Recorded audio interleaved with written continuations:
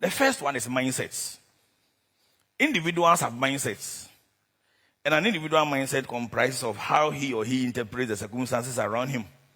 But nations have mindsets too. It is the collective approach to things and our collective thinking in everything we do, including how we react to things economically, socially, culturally, family-wise. So just as an individual cannot go beyond the point he can reach that he has envisaged in his mindset, so is no nation greater than the collective thinking of its citizens. The where we can reach as a nation can only be represented by the collective mindsets of our society. And therefore, transforming our mindset is very, very important.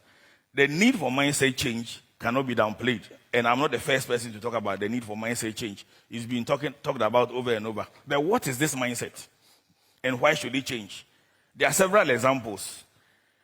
Not believing in ourselves and looking up to, quote and unquote, the white man and devaluing our own initiatives in favor of that which comes from the West.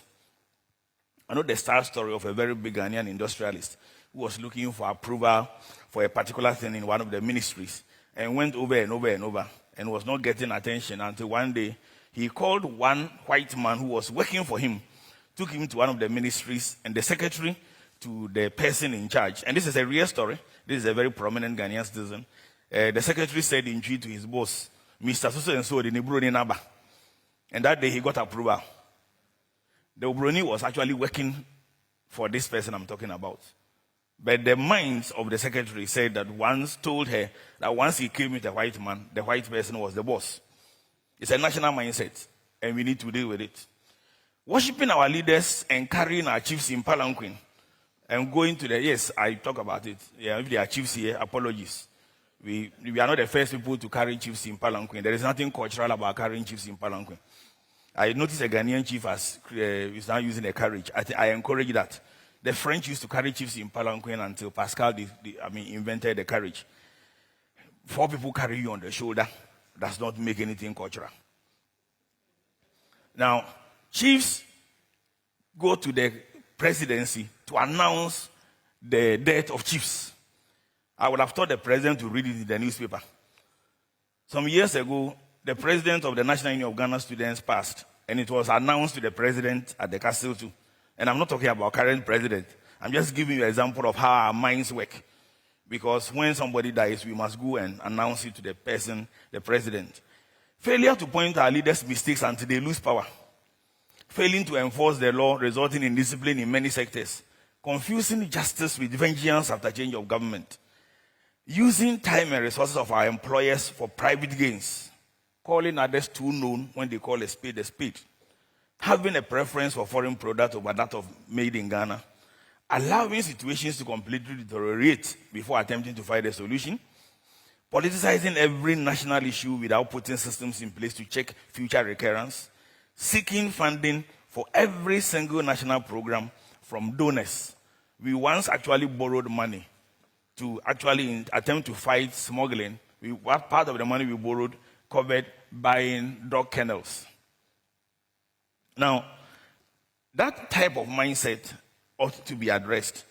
And it is important that in 2024, political parties address the question as how to change the mindset. Because you cannot promise transformation with the old mindset.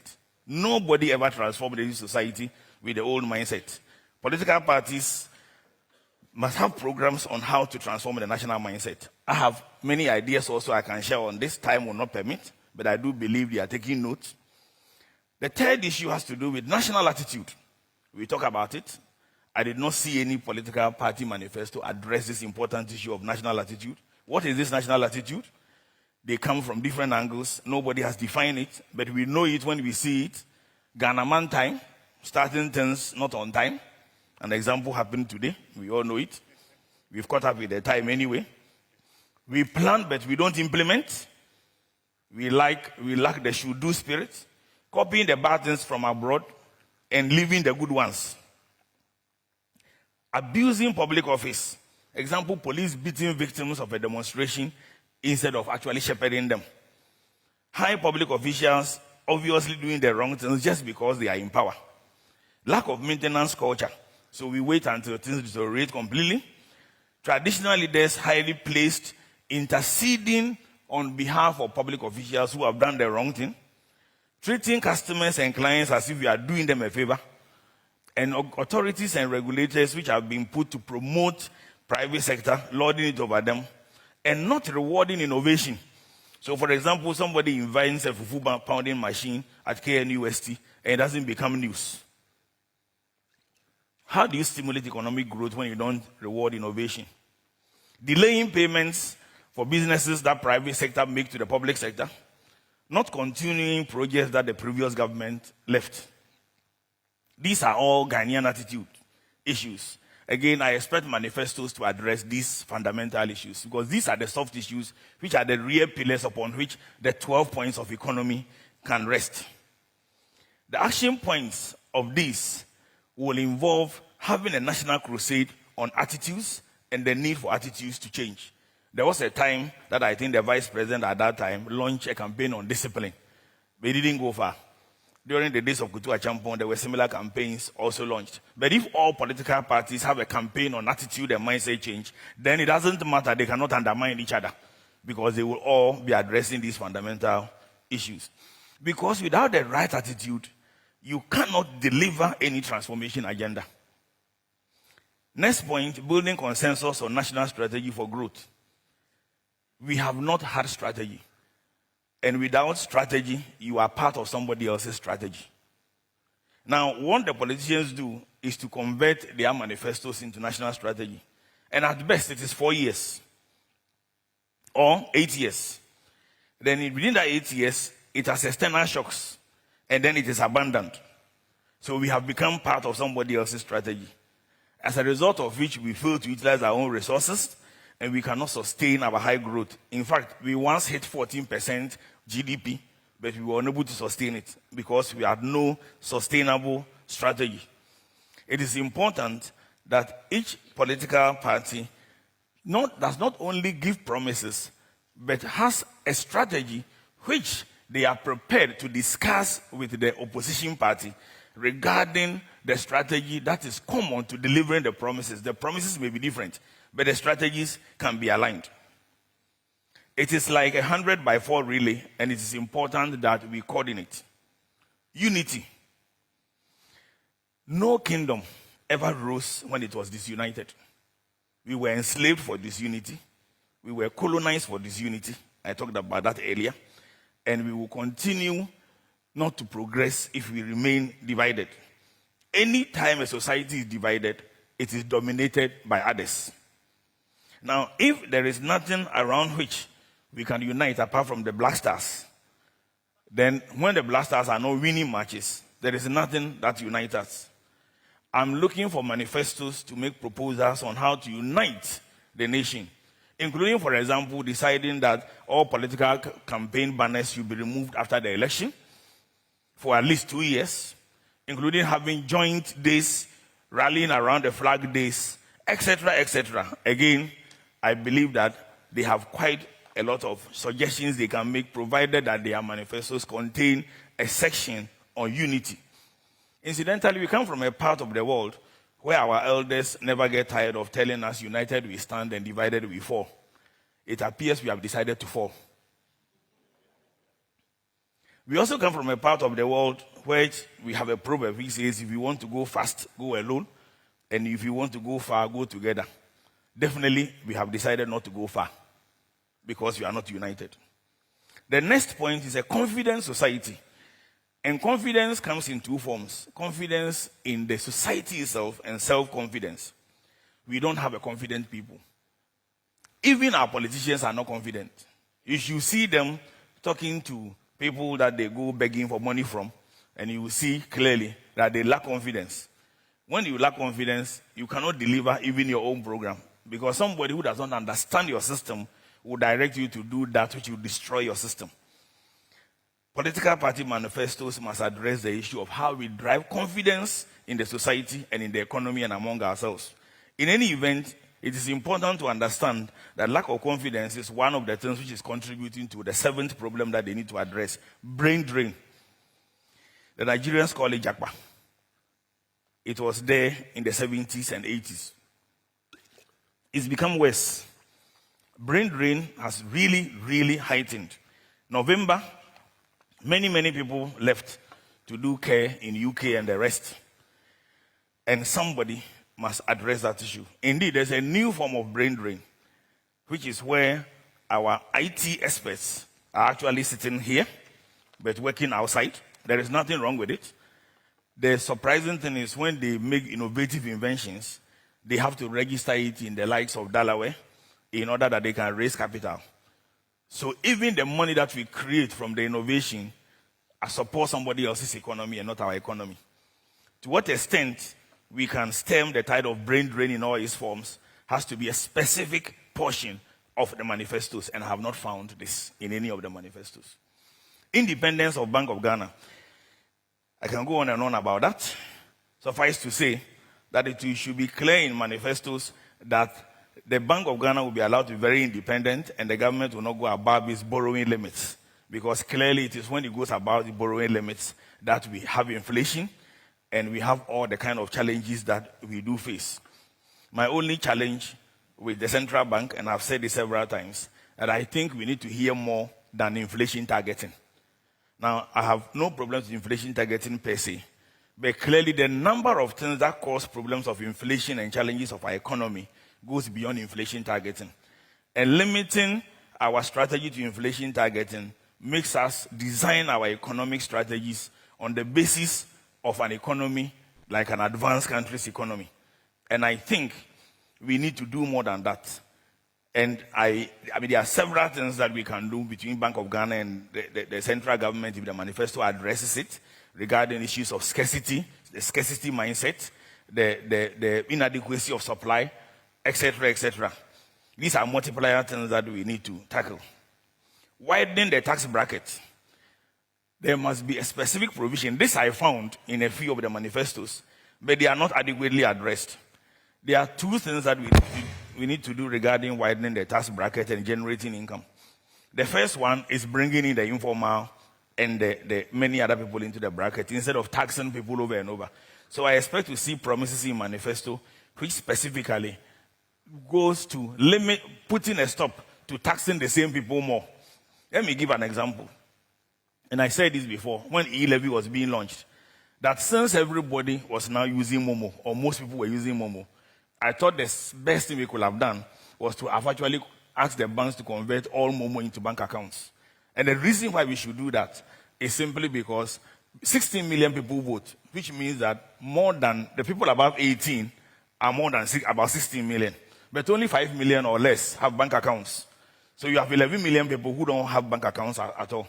So if they are using Momo and you converted all that into bank accounts, you immediately bring them into the economy and you have a financial deepening and inclusion. That way, for those who don't have tax identification numbers, you can introduce a turnover tax for them. They are the ones who must pay e-levy. Because you don't have a tax identification number, every transaction through your book must have 5% turnover tax deducted. It forces people to get a tax identification number. Because if you have a tax identification number, you'll be paying your tax. And I don't have to deduct anything from. That way, we bring people into the tax bracket immediately. We can also find other ways of generating income, especially through SOEs, who have become a burden on government.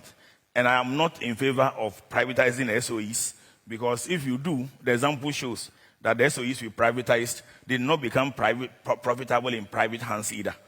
I believe that government can do business, but it must do business as business. Ethiopian Airlines belongs to government, and it makes a lot of profit because it's allowed to do business as business. But if the government keeps appointing bots who don't have the savviness to manage SOEs, SOEs become a burden on government. These are just two suggestions, but there are many of them that can be done in order to generate more income for government and then also widen the tax bracket. Cutting expenditure is another thing the manifestos must address, because it's expenditure that takes us to IMF. I will just take a quick look at the current number of ministries. There are 23 of them. I will not list them for want of time. I have done a critical look, and I believe we can bring 23 down to 16, which is below the 19 number of cabinet ministers. and I will proceed to mention the 16 I recommend from 2024, and I'll be happy to see manifestos not saying they will cut down the ministries or they will have X number of ministers, but talk about specifically where the ministries will be and which ministries are going away. We need to know what goes into the manifesto. Ministry of Defense, local government, rural industry, I will maintain. Foreign Affairs and Regional Cooperation, I will. Interior, I will. Justice and Attorney General, I will. Ministry of Food and Agriculture, yes. Finance, yes. Trade, I will change the name to Trade and Business Affairs. If given, if recommending to the manifesto people. The reason is that the business aspect is actually not focused on. There was an attempt which was abandoned. Tourism should be maintained. Environment, science, and technology.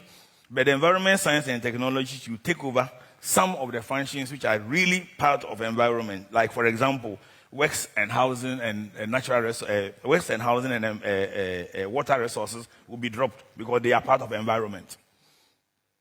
Ministry of Energy, Lands and Natural Resources, Roads and Transport instead of roads and highways, and Ministry of Transport and Aviation and Railways and all that. They are all transport. We are not big enough like India. In fact, India has a Ministry of Railways, but India has got tens of thousands of railway lines. At peak, we had only 963 kilometers of railway line, of which we have less than 100 kilometers left. You can't have a ministry for that alone. But we've been having this for more than 20 years. Education, youth, sports, I will add women and children affairs to it. Health, and then employment and social welfare. Communications and Ministry of Information will vanish because they can be subsumed under other ministries. And information can be a presidential spokesperson. This will reduce the number of ministries to 16 and immediately cut government expenditure significantly. It's one of the things we ought to be looking at. So the manifesto should be telling us exactly how they will cut government expenditure.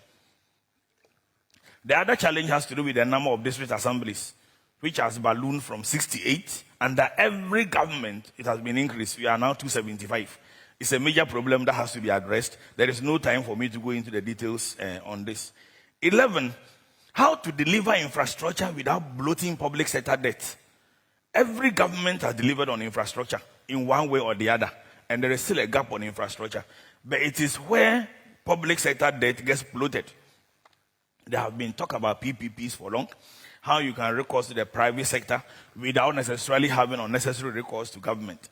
It is important that strategies be presented by all political parties on how to get infrastructure that can be done by the private sector off government books without necessarily burdening the private sector or necessary recourse to the government sector. Again, if this is not addressed and you promise to deliver infrastructure, what you are indirectly saying is that you are going to increase the public sector pace. That's what it means. So some detail is very important. Stimulating economic growth must be a specific chapter. And this is not just an economic issue, but stimulating it. And there are multiple issues by which you can stimulate economic growth. Productivity to creating sector champions to encouraging consumerism. You can consciously encourage consumerism to drive demand, rewarding innovation, and using government actions as the basis to stimulate economic growth. Having a productivity drive. Having things like changing from export protected zone to special economic zones. Using the love for African clothing as a basis for driving consumption of our clothing sector. Health tourism. If you see the number of foreigners around West Africa who come to Ghana for medical assistance, we can consciously drive this. I can go on and on. At some point, 35% of all major universities in Ghana were attended by Nigerians and people from other West African countries. That number has dropped significantly. We could not have a strategy to actually stimulate the use of education as a basis of driving or stimulating the economy. Creating aggregators. Creating special zones where people can buy without duty in order to drive it as part of tourism, especially when we are getting shopping malls here, so that they actually take the duty back just when they are leaving. And if you coordinate this, there are many, many ways that we can stimulate economic growth. Digital economy creates a complete opportunity. And again, there are many people who watch Netflix, use Facebook and all the rest. I don't know to what extent they are being taxed. Maybe I've not paid too much attention to it. But digital economy itself has not been tapped into fully. There is a politics of it, even though it has a very huge potential if we came together around it, and it can actually help us to leapfrog. 13, corruption, public procurement, and transparency. There's a lot that can be said. For want of time, I will move on, but it's important that manifestos have specific provisions on this, on how public procurement can be used to stimulate local investments, and in particular, how it can be made much more transparent. Leveraging the AFCFTA advantage. We all know that the ecosystem is changing. The headquarters is located here. However, it is my view that we are not leveraging it enough. I've had occasion to speak on several occasions on this, probably during the discussion. We can touch on it. But again, if the newsmen will be questioning politicians on this, what in their manifesto is going to deal with the AFCFTA and how? And if you take a look at the 2020 manifesto, you will notice that almost very little one-liner were said about that. 15, how to punish ministers and public servants who fail the government. I don't know if sitting presidents know this until they leave power, but many ministers do not carry out the agenda of the sitting president. Many ministers carry out their own agenda and lie to the president in the face very often. This is very common, throughout the period. But if a president monitors what his ministers are doing and is ready to punish them and hold them to it, he will not find one day that the people were not carrying out his agenda and what they were doing was different, and that he was being told what is totally different from what is on the ground. So it is important that if you promise to deliver, then it is important that we know how you will deal with those who are supposed to deliver. Reducing wastefulness in the public sector. Again, I did not find this in any manifesto. 17, how to deliver infrastructure in an accelerated manner. Because a lot of the problem occurs as a result of delay in delivering it through various challenges, at times intra-party fights. Branding Ghana for tourism.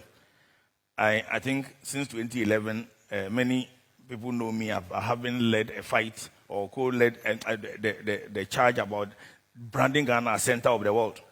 Just because Ghana is situated 5 degrees above the equator and on the last inhabitable land when the longitude 0 goes into the sea. Incidentally, since 2017, I have seen an increase on the part of government to actually use it, but I do not think it's been used fully. One of the things that has not been done at all, despite efforts by private people like myself, Kojua Kotobuati and the rest, who took it upon ourselves to engage GPHA and the rest, and insisted that the development of places like MPS in Temahabo should have places for ecotourism, where people will come to the center of the world, and simply for religious tourism.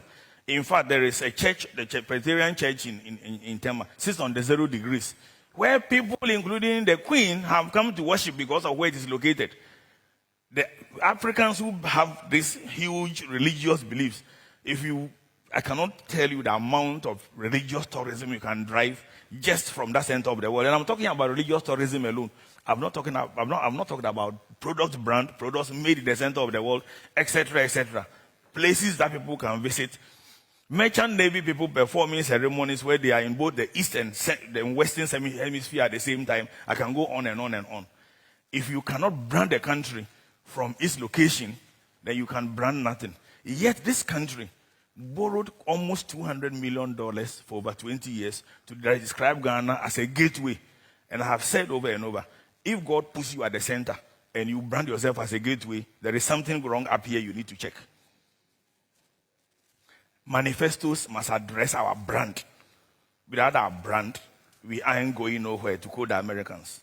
20, general business growth and specific regional champions. This has been said over and over again. A couple of manifestos mentioned it in person.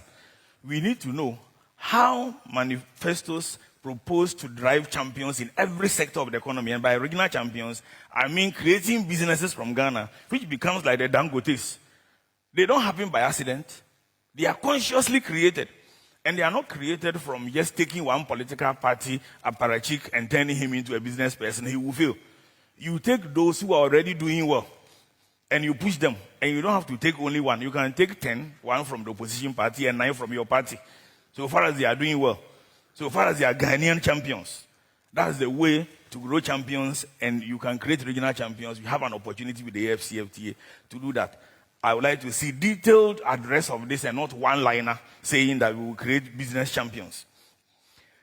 Next one, program to continue projects started by other parties. Each manifesto should indicate which projects they already know are ongoing, that they will continue in the event they don't win or in the event they lose. So Evans Mensah and your the cohort of the press, Mr. Chairman, when they come to your studio, ask them, will you continue existing projects? Which ones will you continue if you win? Will you continue the next project if you lose when you come back? Those questions should be asked. Interestingly, in both manifestos, I found something interesting. They promised to continue the projects they would do when they left power. I don't know whether you understand what I'm saying. Yeah, so because the next government has stopped doing the projects, and they promised to do the projects which were stopped. But they are not promising to do the projects which those who stopped the yes are still doing. The fact that somebody stopped yours doesn't mean you must stop the yes.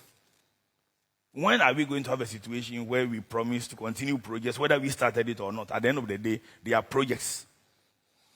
So a program to continue those projects is specific and must be set out in the manifestos. These are the things we worry about. Consciously discouraging bad cultural habits. I've talked about going to greet the president and telling them about chiefs. But one of them is paying queen mothers and chiefs and increasing their allowances. I think we have to put a stop to that. We should keep it at where it is. So far as I'm concerned, I don't think I want to be using taxpayers' money to be paying somebody just because royal blood goes through him. I think it is unfair to the taxpayer, and we have to say it as it is. I know politicians under pressure from the chiefs. I don't have any doubt about that. My duty as a technocrat is to make a presentation. It is possible nobody will ever hear this. And for the avoidance of doubt, I come from 2 royal families, both my mother and my father's side. So I'm conscious of what royalty means. But it doesn't mean that when we stand at such a dangerous moment in terms of our ability to transform, we should be doing things just because we are royals. There's enough land and gold around the royalty for them to find their own money. Macroeconomic stability is a central issue, and we end up always trying to put pressure on the micro in order to stabilize the macro and come back. Provisions in the manifestos as to how macroeconomic stability will be attained without hurting the micro is an expressed thing that has to be provided. The rise and fall of global oil prices, because they always affect us, is another thing that must be tackled. Creating an energy hub. One of the things that the 2 parties have fought about is whether we have excess capacity of energy or not. It is a fact that energy prices, in terms of take or pay clauses, etc., due to the Dumso era, created challenges in terms of money that the Ghana has to pay, and I'm talking about Ghana. It is also true that the distribution capacity of the energy we bought has challenges, and therefore we have to pay for something we won't use. But I would have thought that it's an opportunity for us to create an energy hub. It is an opportunity for us to change the conversation from excess energy to creating an energy hub. 2, the price of energy for business sector is high. You cannot industrialize if energy is being sold at more than 6 cents per kilowatt hour, which is what Ethiopia is doing now. So I expect a situation where the energy discussion in the manifestos will look at how to drop the price of energy to as close to 6 cents per kilowatt hour as possible. The same should go for dropping the cost of capital. It is these 2 things that will increase the cost of products and make us uncompetitive. So no matter how much energy you say you will stop Dumso or not stop Dumso, we don't have Dumso now. The energy discussion should now move to how to make prices affordable to industry, and also how to create a hub where we can export energy even under the AFCFTA. In other words, people will locate energy plants here and export it to the rest of West Africa, and how to drive the West Africa power pool. That is the kind of provision I want to see in manifestos. Local content versus foreign content. And the value chain development. There's a lot of push for local content. I think what is important is how we identify the value chain. We've had lithium and many of the so-called critical minerals are upstream. The current government we're doing iron ore and bauxite and other things. But it is important that manifestos address how local persons actually are fitting into the value chain and how they are playing various roles. That is what creates wealth and reduces poverty. 27, tax limits on businesses. How do we hope to provision and put a limit on how much we tax businesses? Because without a margin, businesses cannot grow. Every promise to generate employment without limiting taxes on businesses is a promise that cannot be fulfilled. Because it's only when businesses have space that they are able to create employment. And I have made a recommendation before, which if the political parties want to take a look at, they may want to adopt in things like this. It's discriminatory tax. And it's very simple. Simply let those who don't retain employment or hire more pay a higher corporate tax. It's as simple as that. In other words, if the previous year number of employees were the same, and you maintain them without firing anybody, and how do you know that? You simply check by social security contributions. If you paid social security from end to end and your PAYE from end to end for the same number of employees, then you have to pay 1% or 2% lower corporate tax. But if you are employing less, then your corporate tax should be higher. In other words, the more you employ, the lower the corporate tax. And you can drop it from 25 to 22 for those who are. That's the way to generate employment. There are approximately 35,000 private enterprises in this country who can create one employment on their own. That way, we do not need to create any national core of people seeking employment. And the rest can go to the public sector and also to encourage people who are creative. So, for example, those who have created innovative products who have registered in countries outside Ghana, if they set up a branch here, we should be able to incentivize them depending on the number of people they employ. The whole thing should be centered on the number of people they employ. And unless politicians do not understand, the more people get employment, the less they trouble you. It is people who don't have employment who have a lot of time to criticize you.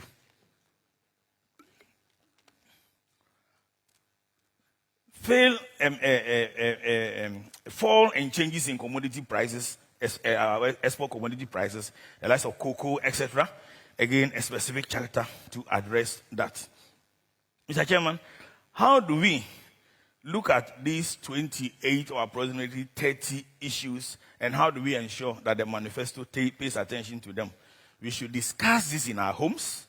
We should discuss it in our WhatsApp platforms, in our churches, Facebook, etc. And this is not going to be a talk shop. I will make a copy of this available next week in terms of just the component of the list only as a guide to those who want, and I believe the organizers can share it to as many as possible.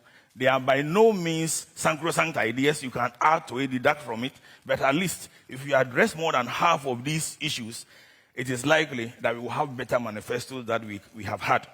And for ordinary people, tell the manifesto writers that we are tired of just these 12 points that they all write the same thing. We want to see something new. And there are specific questions you can ask them. Have you taken this question into account? David delivered this lecture and asked question 1, 2, 3. What is your answer to those questions? If you ask all these things, especially to the political party communicators and the serial callers, if you ask them a few times in tree, etc., we will begin to come to the middle. And even though we will be talking about things in diverse ways, we will all be talking about things that will bring us to the center. For me, the last important we must address is a clear provision in the manifesto in all this, apart from all this, on a sense of agency. How do we deliver everything that we have said in the manifesto with a sense of agency? Over the years, manifestos have been promised and they've been abandoned or delivered at the very last minute. That is the reason why governments promise to deliver things in 4 years, and by the 4th year, they tell you that they have only done the foundation and they want another 4 years to do the roof. I will explain to you, and I will be ending on that point, the problem that politicians face as a result of that. Because all the manifestos lack an action list. An action list which is precise as to what it will deliver when, with a sense of agency. In 2024, we stand at the threshold of a lot of promises which has to be made, which is going to overlook the reality we face. And if we all don't rally to ensure that they stick to a guide of the promises they make, they will make these promises and overspend and take us back to where we want to turn from. And by they, I mean politicians, not a specific political party. So yes, we are in a challenge.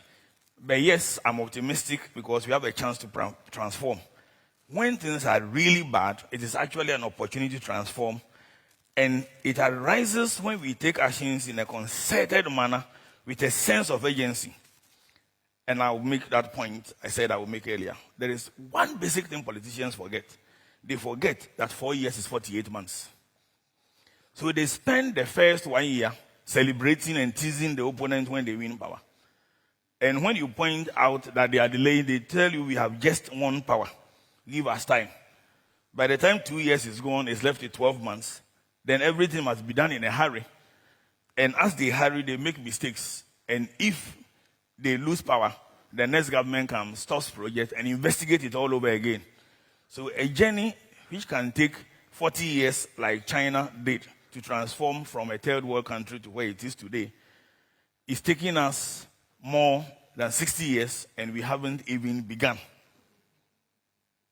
It is important that those of us who don't intend to ever go into politics continue talking and making contribution, suggestions as to what they should do, and constantly question them and bring them to the middle and not be part of the divisive conversation. And on that note, Mr. Chairman, I believe that there is hope and that if we do these things, we can actually have a common manifesto that will take us to a common future. Thank you.